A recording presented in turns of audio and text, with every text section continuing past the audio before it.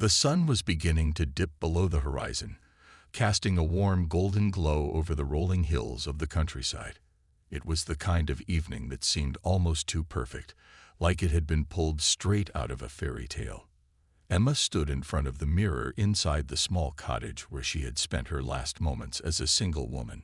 Her white gown shimmered softly under the soft light, and her hands trembled slightly as she adjusted the delicate lace veil atop her head. She couldn't stop smiling. Today wasn't just any day. It was the day she would finally marry Liam, the man who had been by her side through thick and thin. Outside, guests were arriving one by one, their laughter mingling with the gentle breeze that carried the scent of fresh flowers. The venue was breathtaking, a quaint outdoor chapel surrounded by towering trees and vibrant blooms. Rows of chairs were arranged neatly on either side of an aisle lined with rose petals. At the end of the aisle stood Liam, looking dashing in his tailored suit. His eyes scanned the crowd nervously until they landed on Emma, walking arm in arm with her father toward him. For a moment, time seemed to stand still. All the planning, all the stress, they'd melted away as he locked eyes with her. Emma's heart raced as she took each step closer to Liam. Every detail of this day felt surreal, like something out of a dream. There was the music playing softly in the background, the way the sunlight filtered through the leaves above them, and the unmistakable look of love in Liam's eyes. As she reached him, her father placed her hand in his, giving her a reassuring nod before stepping back. The ceremony began, and though the officiant's words were meaningful, Emma could barely focus. Her mind was swirling with emotions, joy, excitement, and a deep sense of gratitude for having found someone like Liam. When it came time for their vows, both Emma and Liam spoke from the heart. Emma's voice wavered slightly as she promised to stand by Liam, no matter what life threw their way. Tears glistened in her eyes as Liam echoed her sentiments, vowing to cherish her always. Their words weren't rehearsed or overly poetic. They were raw, honest, and full of love. When they exchanged rings, the crowd erupted into applause. And then, finally, the moment everyone had been waiting for. The kiss. As their lips met, cheers filled the air, and confetti rained down around them. It was a picture-perfect scene, the kind people write stories about. But even as the newlyweds turned to face their cheering guests, there was an unspoken feeling lingering in the air, a fleeting sense that something wasn't quite right. Perhaps it was the tension in Emma's smile as she waved to the crowd, or the way Liam glanced over his shoulder as if expecting someone to appear. Whatever it was, it went unnoticed by most. After all, how could anyone predict what was about to happen next? No one could have imagined that just 30 minutes later, the celebration would turn into tragedy, and that the reason behind it would leave everyone stunned. The newlyweds entered the reception hall hand in hand, greeted by a wave of applause and cheers that seemed to echo endlessly. The room was alive with energy. Twinkling fairy lights hung from the ceiling like stars, casting a soft glow over the tables adorned with elegant centerpieces. A live band played upbeat music in the corner, their melodies blending seamlessly with the chatter of excited guests. Emma's dress sparkled as she moved, and Liam's grin was wide enough to light up the entire venue. For a moment, it felt like nothing could possibly go wrong. The first order of business was cutting the cake, a towering masterpiece decorated with cascading flowers and intricate sugarwork. As Emma and Liam stood side by side, holding the knife together, someone shouted, "Kiss, kiss." The couple laughed nervously before leaning in for a quick peck on the lips. Cameras flashed, capturing every second of the sweet moment. With the knife finally slicing through the layers of vanilla sponge, the crowd erupted into cheers again. It was tradition for the bride and groom to take the first bite, so plates were handed to them almost immediately. Emma picked up her fork, spearing a small piece of cake, while Liam did the same. They exchanged playful glances before popping the bites into their mouths. "Delicious," Emma said, turning to Liam with a smile. He nodded in agreement, his eyes crinkling at the corners as he grinned. But just moments later, Emma's expression changed. She froze mid-laugh, her hand instinctively clutching her chest. Her face paled, and her knees buckled beneath her. Before anyone could react, she collapsed into Liam's arms. Panic rippled through the room like a shockwave. Guests gasped, some jumping out of their seats while others stood frozen in disbelief. Liam tried to steady Emma, calling her name frantically. But then something even more terrifying happened. His own body stiffened, and he too fell to the ground beside her. The once lively atmosphere turned chaotic in an instant. People screamed, rushing toward the fallen couple, as if sheer proximity could somehow reverse what was happening. Chairs scraped against the floor, and the band stopped playing abruptly, leaving only the sound of panicked voices filling the air. "Call an ambulance," someone shouted, though several others were already dialing emergency services on their phones. Friends and family gathered around Emma and Liam, tears streaming down their faces. Someone knelt beside them, trying to check for signs of life, but it was clear that neither of them was responding. The vibrant celebration had transformed into a scene of horror, the weight of the situation sinking in with each passing second. As paramedics arrived and pushed through the crowd, the room fell eerily silent except for the occasional sob or whispered prayer. Medical teams worked feverishly, performing CPR and using defibrillators in a desperate attempt to revive the couple. But despite their best efforts, the grim reality became undeniable. After what felt like an eternity, one of the paramedics shook his head solemnly, signaling that there was nothing more they could do. Emma and Liam were gone. The news hit the crowd like a tidal wave. Some people collapsed to their knees, overcome with grief, while others simply stared in stunned silence, unable to process what had just occurred. What should have been the happiest day of their lives had ended in unimaginable tragedy. Questions swirled in everyone's minds. How could this happen? Why now? Who, or what, was responsible? Amid the chaos, a few details began to stand out. Several guests recalled seeing Emma and Liam eating the wedding cake moments before they collapsed. Others remembered how perfectly normal everything had seemed right up until that point. No one could explain why two healthy young people would suddenly fall ill and die within minutes of each other. As the initial shock began to give way to suspicion, whispers spread among the guests. Was it an accident, or was something far darker at play? Whatever the truth was, it was clear that this wasn't just a tragic coincidence. It was something much more sinister. The room was eerily quiet now, the kind of silence that presses heavily on your chest. The fairy lights still twinkled above, but they no longer seemed magical. Instead, they cast an almost haunting glow over the scene. The wedding cake, once a symbol of celebration and new beginnings, now sat untouched on its pedestal, a grim reminder of what had just unfolded.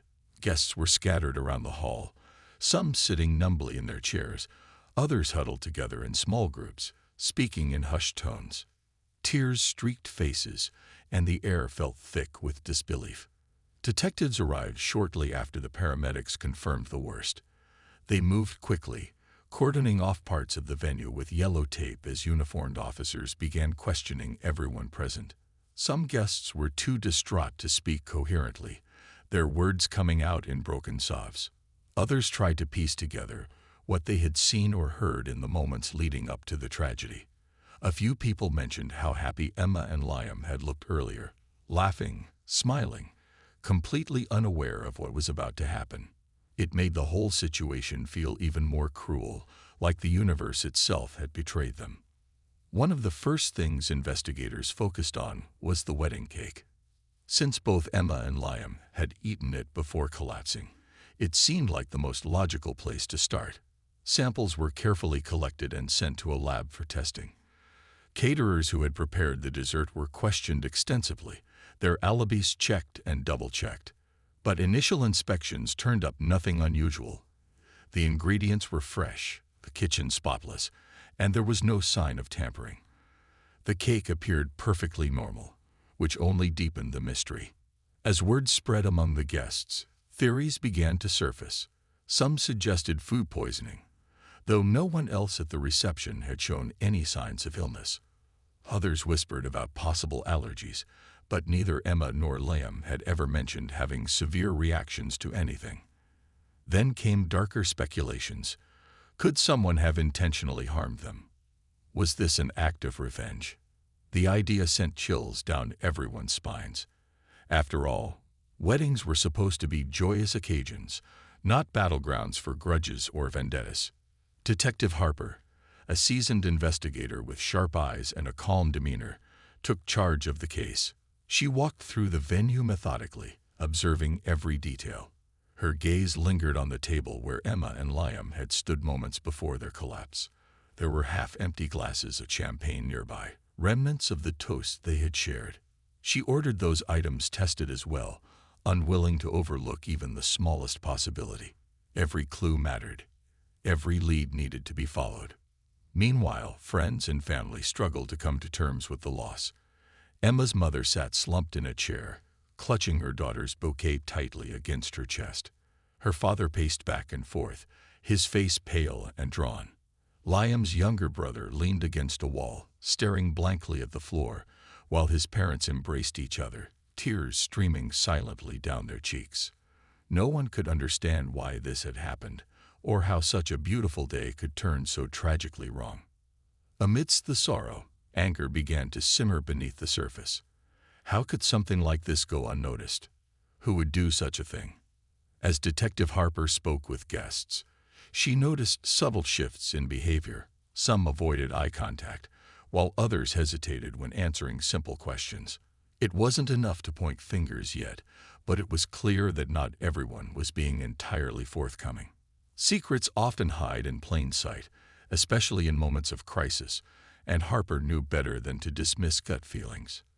By the end of the night, the once celebratory venue had transformed into a crime scene.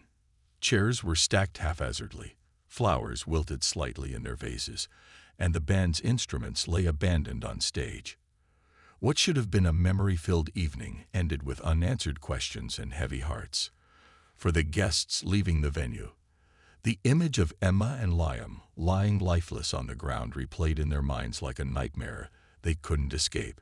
Something sinister had occurred here tonight, and until answers came to light, fear and suspicion would linger in the air like a storm cloud waiting to break. The next morning, Detective Harper sat in her office, surrounded by files and notes spread across her desk, like pieces of a puzzle waiting to be assembled. Her mind raced as she reviewed the details of the case so far. The toxicology reports had come back, revealing traces of a rare and highly lethal toxin in both Emma and Liam's systems.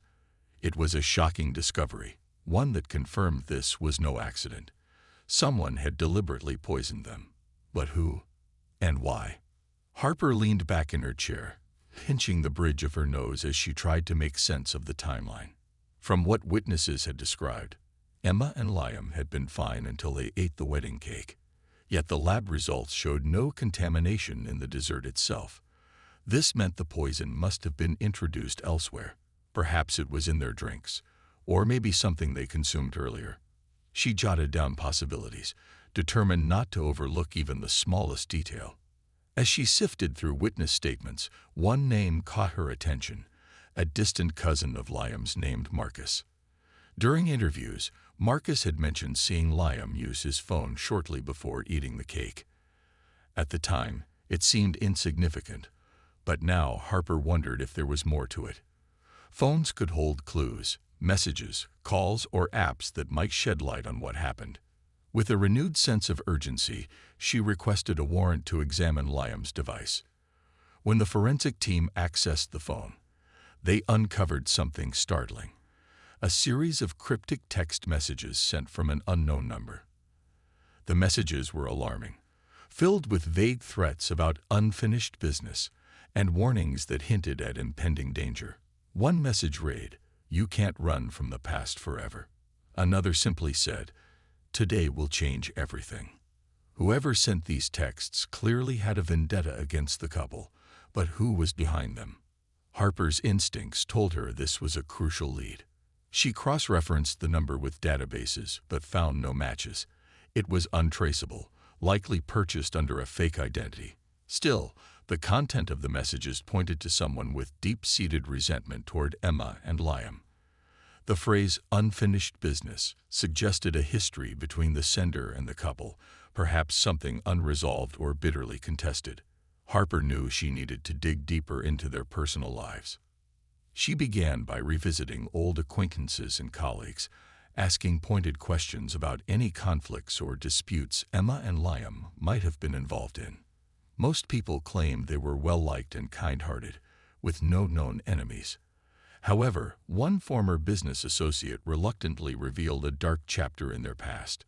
Years ago, Emma and Liam had co-founded a startup company with a man named Victor Kane. According to the associate, Victor accused them of stealing his idea after he left the partnership due to creative differences. The lawsuit that followed ended in a settlement out of court, but rumors circulated that Victor harbored intense anger over the outcome. This revelation piqued Harper's interest. If Victor felt wronged and believed he hadn't received justice, could he have sought revenge in such a calculated and devastating way? She pulled up public records and discovered that Victor had disappeared shortly after the lawsuit, cutting ties with nearly everyone he knew. His sudden absence raised red flags, especially since the timing aligned suspiciously with the events surrounding the wedding. Determined to track him down, Harper assigned officers to search for any trace of Victor. They scoured social media accounts, property records, and surveillance footage, piecing together fragments of information. Meanwhile, Harper kept digging into Emma and Liam's lives, hoping to uncover additional motives or connections. Every clue brought her closer to understanding the twisted web of emotions and grievances that had led to this tragedy. But the more she learned, the heavier the burden became. Poisoning two people at their own wedding wasn't just a crime. It was a deliberate act of cruelty designed to destroy happiness. Whoever orchestrated this attack didn't just want Emma and Liam dead. They wanted to shatter the dreams they represented. As Harper stared at the growing pile of evidence, she couldn't shake the feeling that the truth would be even darker than anyone imagined. Detective Harper's investigation took a dramatic turn when her team finally uncovered a lead on Victor Kane. After days of sifting through outdated records and piecing together fragments of information, they discovered that Victor had purchased a remote cabin in the woods under an alias shortly after disappearing from public life. It was located miles away from the city, nestled deep within dense forest, an ideal hiding spot for someone trying to stay off the grid. Harper knew this was their best chance to find answers. The drive to the cabin was long and winding, the road narrowing as it snaked through towering trees that blocked out most of the sunlight. When they arrived, the sight was eerie. The cabin looked abandoned at first glance, its windows boarded up, and paint peeling from years of neglect. But something about it felt wrong. Too quiet, too still. Officers approached cautiously, guns drawn, unsure of what they might find inside. Once they entered, the air was thick with dust, and the faint smell of mildew lingered. At first glance, the place seemed empty, but a closer inspection revealed signs of recent activity. A half-empty bottle of water on a rickety table, a jacket slung over the back of a chair, and a laptop plugged into an outlet despite the lack of electricity. This wasn't just a random hideout. It was being actively used by someone who didn't want to be found. As officers combed through the cabin, one of them stumbled upon a locked chest tucked away in a corner of the living room. Using tools to pry it open, they uncovered items that sent chills down everyone's spines. Inside were detailed notes outlining the couple's daily routines, photographs of Emma and Liam taken without their knowledge, and sketches of the wedding venue marked with precise locations where access points could be exploited. But the most damning piece of evidence was a small glass vial containing traces of a clear liquid, later confirmed to match the toxin found in Emma and Liam's systems.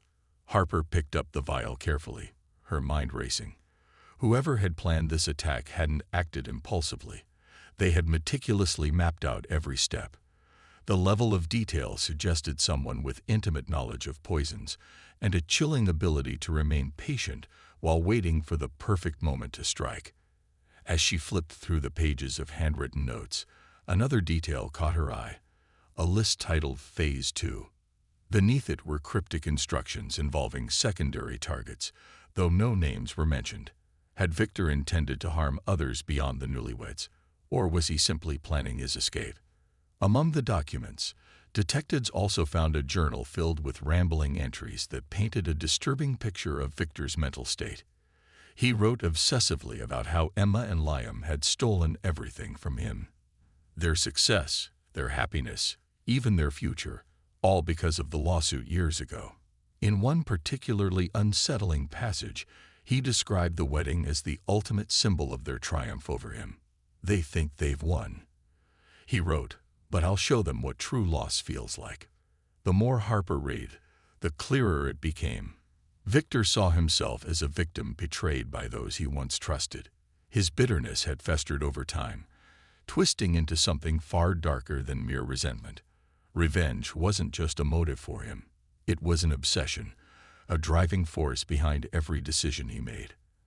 And now, it had culminated in the cold-blooded murder of two innocent people on what should have been the happiest day of their lives. With enough evidence to bring Victor in for questioning, Harper ordered her team to set up surveillance around the cabin in case he returned.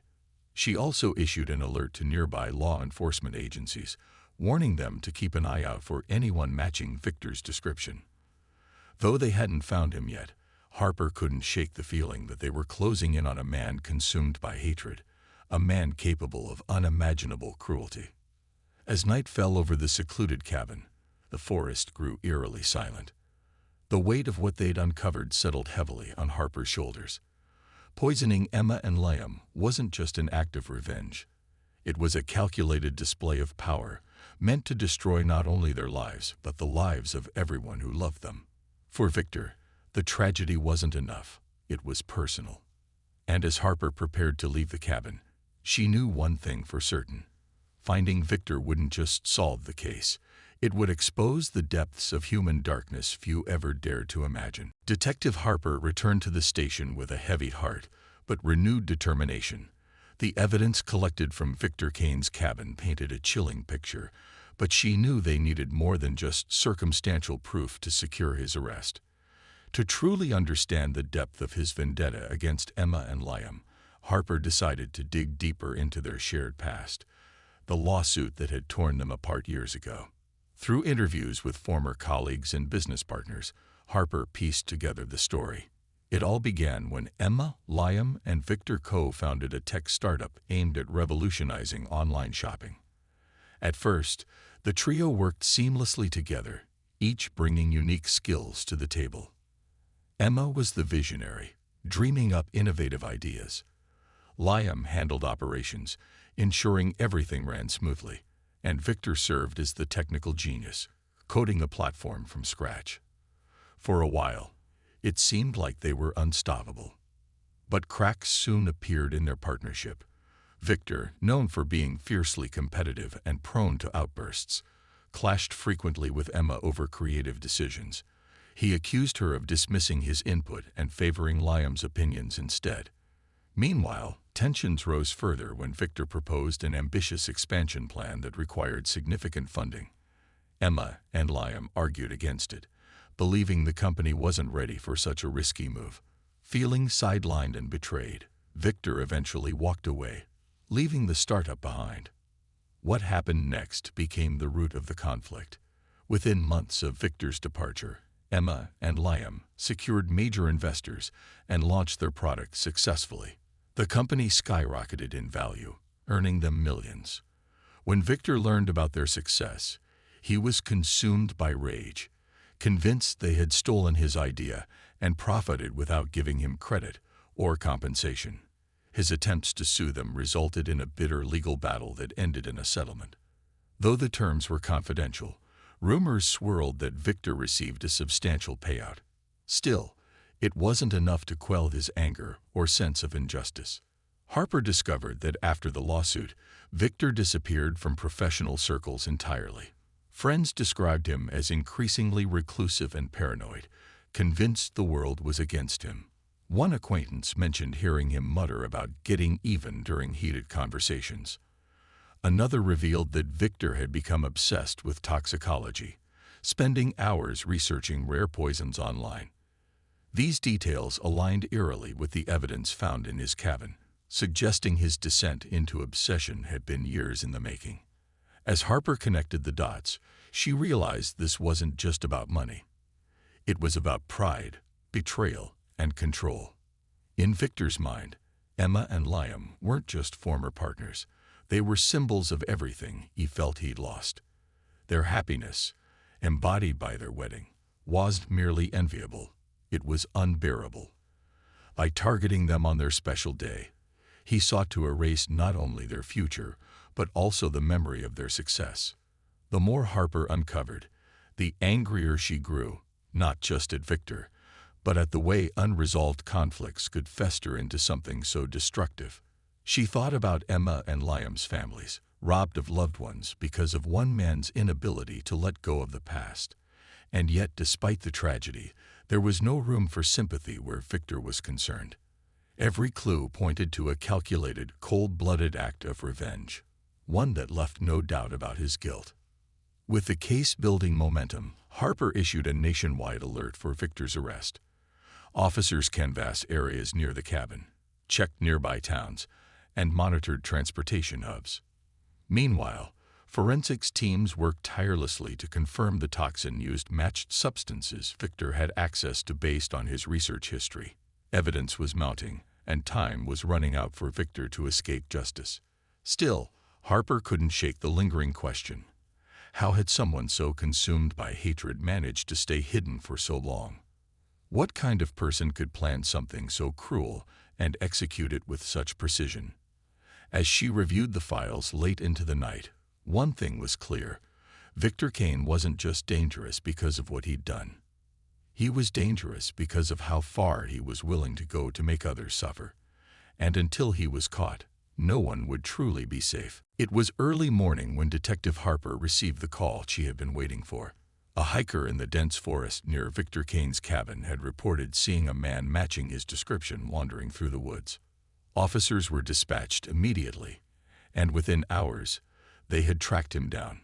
Victor was found sitting on a fallen log, staring blankly at the ground, his face gaunt and unshaven. He didn't resist as officers cuffed him and read him his rights. If anything, he seemed almost relieved to be caught.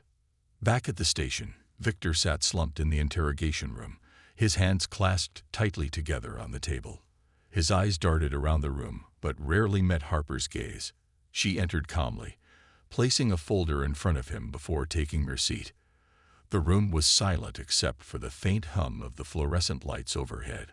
Harper studied him carefully, noting the mix of exhaustion and defiance in his expression. This was the moment she had prepared for, the chance to hear directly from the man who had orchestrated such a devastating crime. "Victor," Harper began, her voice steady but firm, "we know what you did. We found the toxin, the notes, the plans. There's no denying your involvement in Emma and Liam's deaths." She slid photographs across the table, images of the vial, the journal entries, and sketches of the wedding venue. Victor glanced at them briefly before looking away, his jaw tightening. For a long while, he said nothing. Then, slowly, he leaned forward, resting his elbows on the table. His voice was low, almost detached, as if he were recounting someone else's story. "They took everything from me," he muttered. "Everything I worked for, everything I dreamed of. They stole it all." Harper listened intently as Victor recounted his version of events, his tone shifting between bitterness and regret. He admitted that after losing the lawsuit, he spiraled into obsession. Unable to move on, he fixated on Emma and Liam's success, convinced they had built their lives on lies. Over time, his anger transformed into something darker, a need to make them pay. He spent months researching poisons, testing methods, and planning every detail of his attack. The wedding, he explained, was the perfect opportunity to strike. It symbolized everything he believed he'd lost: love, happiness, and triumph. "I didn't want to hurt anyone else," Victor insisted, though his words rang hollow. "Just them. Just just to show them what it feels like to lose everything. His voice cracked slightly, betraying the weight of his actions, but Harper wasn't swayed by his attempts at justification. She pushed further, asking about the cryptic Phase 2 mentioned in his notes. Victor hesitated, then shook his head. "That doesn't matter now," he said quietly. "Nothing matters anymore." As the interrogation continued, Victor eventually confessed to hiring someone to tamper with Emma and Liam's medication. Knowing they would take it during the wedding festivities, he ensured the poison would go unnoticed until it was too late. He described how he monitored their movements leading up to the day, using hidden cameras and tracking devices to gather information. Every step of his plan had been executed with chilling precision. By the end of the session, Victor seemed drained, his earlier defiance replaced by resignation. Harper closed the folder and stood up, her expression unreadable. "You'll have plenty of time to reflect on what you've done," she said simply before leaving the room. As the door clicked shut behind her, Victor buried his face in his hands, the reality of his choices finally sinking in. The confession confirmed what Harper already suspected. Victor Kane was not only guilty but deeply disturbed. His actions weren't just an act of revenge. They were a calculated attempt to destroy two lives and shatter the happiness surrounding them. With the case solved, Harper knew justice would soon follow. But as she walked back to her office, she couldn't help but think about the ripple effect of Victor's choices. How many lives had been forever changed by his hatred? And could anything ever truly heal the wounds he had inflicted? Though Victor would face consequences for his crimes, Harper understood that some scars run deeper than punishment can. The courtroom was packed on the day of Victor Kane's trial. Friends and family of Emma and Liam filled the benches, their faces etched with grief and anger. Reporters crowded near the entrance, eager to capture every detail of the case that had shocked the nation. The air was heavy with tension as Victor was led inside, his head bowed and hands cuffed. He looked smaller somehow, diminished by the weight of his crimes and the sea of eyes fixed upon him. The prosecution presented its case with precision, laying out the evidence piece by piece. Photographs of the toxin, the detailed plans found in Victor's cabin, and the chilling journal entries were displayed for everyone to see. Witnesses recounted how Emma and Liam had been vibrant, loving individuals whose lives had been cut tragically short. When Detective Harper took the stand, her testimony left no room for doubt. Victor had acted with premeditation and malice, driven by a toxic mix of jealousy and revenge. Victor's defense attorney argued that his client was mentally unstable, citing years of isolation and obsession following the lawsuit. But the judge and jury weren't swayed. This wasn't just a crime of passion. It was a meticulously planned attack designed to inflict maximum pain. In the end, Victor was sentenced to life in prison without the possibility of parole. As the verdict was read aloud, gasps echoed through the courtroom. Some wept openly, while others sat silently, absorbing the finality of justice served. But even as the legal proceedings concluded, the emotional wounds remained raw. Emma's mother clutched her daughter's wedding photo tightly, tears streaming down her face. Liam's brother leaned against a wall outside the courthouse, staring blankly at the ground. For them, no sentence could ever bring back the laughter, warmth, and love that Emma and Liam had brought into their lives. Their absence created a void that would never fully heal. In the months that followed, friends and family came together to honor the couple's memory. They established a foundation dedicated to promoting conflict resolution and forgiveness, a cause Emma and Liam had both believed in deeply. Through workshops, scholarships, and community programs, the foundation aimed to help people resolve disputes peacefully, ensuring that others wouldn't suffer the same fate.